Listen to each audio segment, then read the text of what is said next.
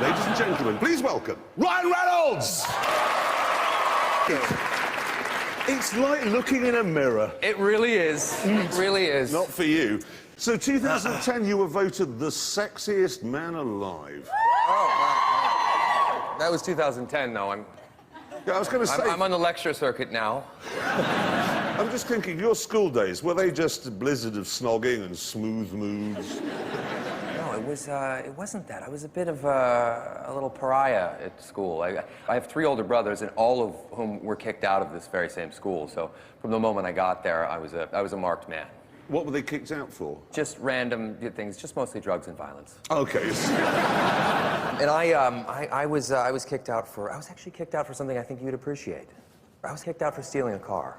Stealing a car? No, but wait, I didn't actually steal a vehicle. What we did was, a teacher that we had who was just 100% awful, he had this little car. It was one of those little Volkswagens, and so my friends and I just played an April Fool's prank on him. We picked it up. We lifted it up and carried it down the block. And there was, about 8 of us. We were just talking about this last week. The best fun you can have with a little car is to pick it up and turn it round so it's facing the other way, and people come out of the store and think... Fun little practical joke. That's a better idea, because if in Canada, if you move it more than 10 feet, it's a felony.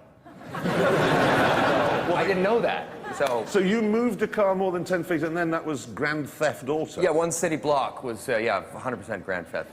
Now, obviously, Sexiest Man Alive, 2010. Yeah. But reading through your notes, also Clumsiest Man Alive. Oh, definitely, yeah.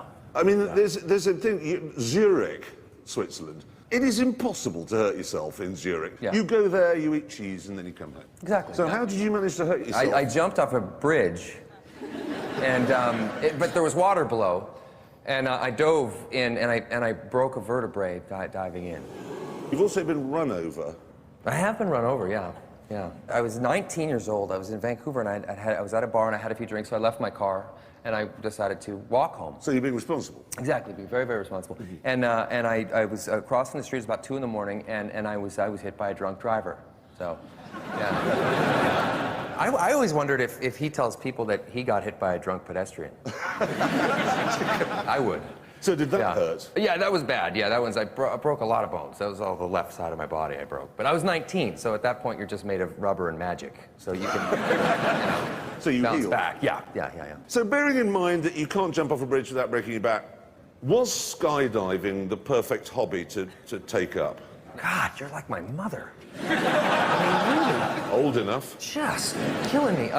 My friends were trying to get their license, so I decided I would get my license skydiving, and I did 12 jumps, which were all highly successful. And then the 13th one, I had a problem where the chute didn't open, and I had to pull the reserve. But the weird thing is that when you're in a situation like that, you're flying down at 120 miles per hour, and when your chute doesn't open, you seriously have to think about pulling the other one.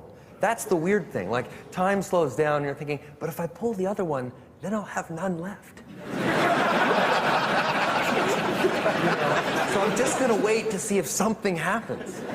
And sure enough, at the last minute, I pulled the reserve chute, which you can't steer, and I ended up landing in a field, which ironically contained only a dead horse. I don't know what omen that is. Usually it's a black crow that tells you you're gonna die, but I just landed next to a dead horse, yeah.